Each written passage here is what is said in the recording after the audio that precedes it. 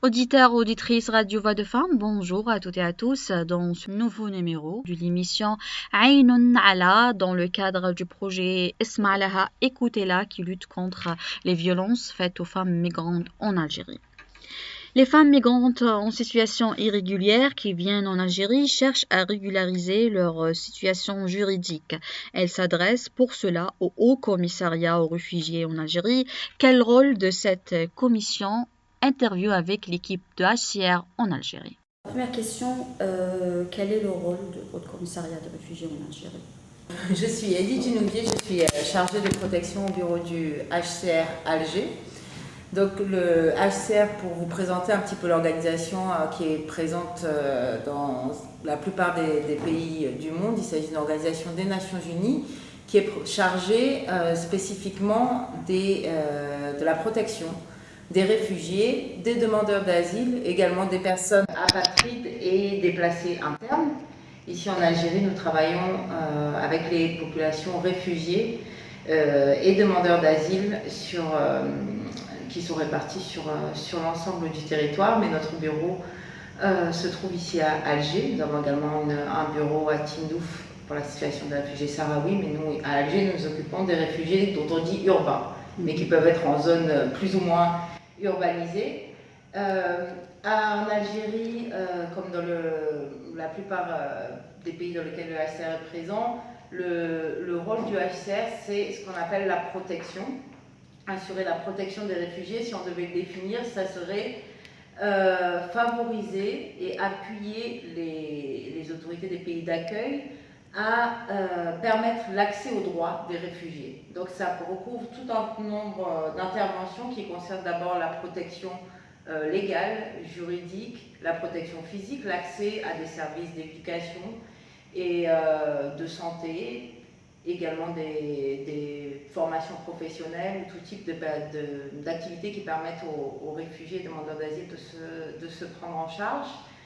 Ça regroupe tout un certain nombre d'activités concrètement qui vont de l'enregistrement des demandes d'asile, la détermination du statut de réfugié et aussi en bout de course la recherche de solutions durables pour les réfugiés. Parce que le HCR, comme les pays d'accueil, considère que la situation de refuge n'est pas une situation de long terme qui ne devrait pas perdurer. On ne souhaite à personne évidemment de rester réfugié toute sa vie. Donc il y a trois types de solutions durables qui sont promues par le HCR, qui sont le rapatriement volontaire, parce que cela est possible bien sûr, l'intégration dans le pays d'asile sous un autre statut, encore une fois lorsque cela est possible, et enfin la réinstallation dans des pays tiers qui accueillent des populations réfugiées. Donc voilà, si on doit résumer un petit peu le mandat du HCR, qui est en Algérie mais qui est aussi dans les autres pays d'intervention, c'est celui de protection en collaboration avec les autorités, protection des réfugiés, accès aux droits, et enfin de recherche de solutions durables pour ces populations réfugiées. Donc qui ont été déplacés, peut-être qu'on va revenir après sur la question de réfugiés, mais je peux déjà peut-être expliquer, parce que je pense que c'est important, qu'est-ce qu'on entend par les populations réfugiées et comment on les distingue d'autres populations en déplacement, et notamment des personnes migrantes. Les réfugiés sont aussi des personnes qui empruntent les mêmes routes que les personnes migrantes. Simplement, les circonstances, les motifs de départ plutôt, les circonstances sont les mêmes et les motifs de départ sont différents. Et les réfugiés sont des personnes qui fuient leur pays et ne peuvent pas y rentrer pour des raisons qui peuvent être liées à des persécutions qu'ils craignent dans leur pays d'origine, ou à des situations de conflits internes, internationaux, qui les empêchent de rentrer. Donc il y a une notion en réalité de crainte dans le pays d'origine. Il s'agit de personnes qui ne peuvent pas rentrer, et en cela se distinguent peut-être d'autres populations qui vont utiliser les mêmes itinéraires, mais qui vont migrer pour d'autres raisons qui peuvent être économiques, familiales ou d'autres types de raisons. Et la différence, elle doit se faire également parce que le régime de protection de ces personnes réfugiées est différent. Ils sont protégés en particulier par des conventions internationales, notamment la Convention de Genève de 1951 et aussi la Convention de l'Union africaine sur les réfugiés de 1969, ici dans le contexte algérien. Et donc il prévoit un type de protection spécifique pour ces personnes qui inclut justement le fait qu'elles doivent pouvoir accéder à l'asile dans le territoire dans lequel elles se rendent. Et nous, on est là pour les aider en fait à accéder à un asile sécurisé et stable pendant un temps. Quelles sont les conditions et les démarches que les femmes migrantes en situation irrégulière doivent entreprendre pour obtenir une demande d'asile et régler leur situation juridique? Alors au niveau du HCR, les conditions qu'on va exposer sont des conditions qui sont applicables de la même manière aux hommes, aux femmes, aux adultes, aux enfants, etc.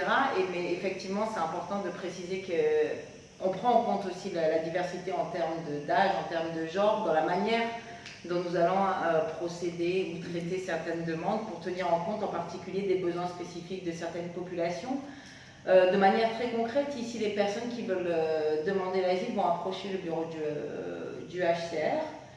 Nous allons d'abord faire ce qu'on appelle un pré-enregistrement des demandes et nous allons notamment lors de ce pré-enregistrement identifier les personnes qui peuvent avoir des besoins spécifiques, qui peut inclure aussi des personnes qui ont été victimes de violences sexuelles et sexistes, qui sont survivantes de ces violences dans le pays d'origine ou sur le parcours, etc. Ce qui peut entraîner par exemple une priorisation de leurs demandes de manière à leur permettre d'accéder aux services par la suite. Voilà. Après ce premier contact, nous enregistrons les personnes de manière à pouvoir évidemment les identifier, les documenter avec les documents du HCR et traiter leurs demandes. Là, il s'agit d'entretiens qui sont menés ensuite par des personnes formées, notamment à la gestion des cas présentant ou des situations présentant des besoins spécifiques, et qui sont formés à identifier et référer vers les mécanismes de prise en charge que ma collègue pourra vous expliquer tout à l'heure, notamment pour les survivants de violences. C'est un long processus, on aimerait qu'il soit plus court, mais la réalité de nos capacités fait que c'est un long processus, puisqu'on parlait tout à l'heure de réfugiés et demandeurs d'asile, donc la personne est enregistrée comme demandeur d'asile, et évidemment sa demande est étudiée. Donc les raisons de son départ sont étudiées pour voir si elles remplissent les conditions pour obtenir le statut de réfugié. Donc là, vont être menés plusieurs entretiens. On fait très attention au niveau de HCR de former nos agents qui mènent ces entretiens aux sensibilités qui sont liées aux survivants de violences sexuelles, à la difficulté parfois et souvent bien sûr pour ces femmes d'évoquer ces faits, mais qui sont importants dans le traitement de la demande d'asile parce qu'on reçoit un nombre important de personnes qui ont dû fuir leur pays en raison justement de violences sexuelles et sexistes, et c'est un élément qui peut permettre d'étudier la demande, qui est importante pour la demande de statut de réfugié. Donc pour nous, au dehors du système de référencement et de prise en charge, c'est quelque chose qu'on essaye d'appliquer dans toutes nos procédures, la sensibilité aux questions liées aux violences sexuelles et sexistes et la manière dont on aborde les survivants dans le cadre des entretiens, les survivants et survivantes dans le cadre des entretiens. On essaye de former ça pour éviter surtout de rouvrir les traumatismes éventuels par des questions additionnelles sur ces questions-là. Et puis après, il y a tout un tas de services qui sont offerts en termes de réponse et aussi en termes de prévention, mais je pense que ma collègue pourra plus vous donner des détails là-dessus spécifiquement. Sur le travail du terrain, parlez-nous le travail du terrain avec les associations et vos partenaires comme l'OM et les associations comme NADA, Green Tea, etc. Oui, bonjour, je m'appelle Yelena Havelek, je suis associée de la protection communautaire. Je m'occupe de tout le contact avec les partenaires et les services qui sont fournis aux réfugiés, demandeurs d'asile. Pour la prise en charge des personnes qui ont malheureusement subi un incident de violence basé sur le genre, c'est-à-dire un viol ou l'exploitation sexuelle ou des autres formes de violence. Le HCR parmi ses partenaires assure un logement sécurisé et un espace de vie pour une durée de plusieurs jours à plusieurs mois. Et également, on suit une approche holistique, c'est-à-dire qu'on intervient également sur les volets qui amènent une prévention des violences basées sur le genre, de la violence basée sur le genre. Donc, les viols, c'est-à-dire que parmi nos partenaires, on offre aussi des activités de résilience, par exemple des ateliers pour apprendre des métiers, comme des ateliers couture ou des ateliers cuisine, crèche, qui renforcent les capacités de résilience des femmes et filles qui sont soit survivantes de violences basées sur le genre ou qui sont à haut risque de subir des incidents pareils. Ainsi qu'une assistance psychologique et psychosociale, des groupes de parole, des activités ciblées pour se renforcer un peu en communauté de femmes et filles.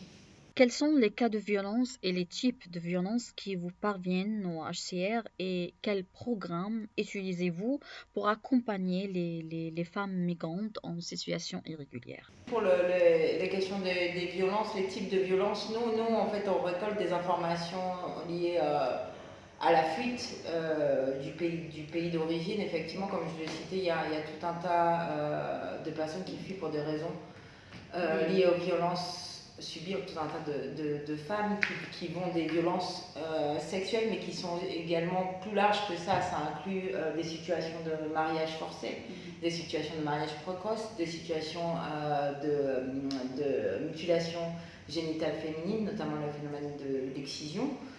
Donc ça, c'est quelque chose qui est vu, parfois on parle effectivement de violences sexuelles, mais en réalité, lorsqu'on reçoit des demandes d'asile de personnes qui ont parfois vécu d'autres types de violences justement liées à ces situations de mariage, d'excision, je pense que ça fait partie des types de violences en dehors des violences sexuelles et domestiques également, conjugales, donc qu'on recense le plus souvent.